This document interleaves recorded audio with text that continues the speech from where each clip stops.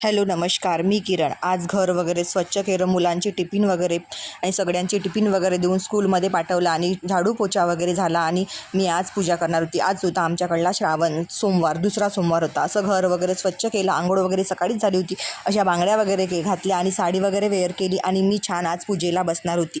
आज कशी पूजा करणार आहे मी तुमच्यासोबतच दाखवणार आहे तुम्हाला. रात्रीच मी संडेला असे 2 तपिले वाट्यामध्ये पाणी वगैरे भरून सने 2 वाट्या आणि तपिल्यामध्ये पाणी वगैरे बेलपत्र वगैरे भरून सने आणि मी आज याची तुम्हाला शिवपिंड कशी बनवायची ते सांगणार आहे. असं मी समोर काय झालं कशी दिसत आहे ते तुम्हाला दिसेलच. अशी शिवपिंड मी संडेलाच रात्री अशी भरून सने आणि फ्रीजमध्ये स्टोअर करून ठेवली होती.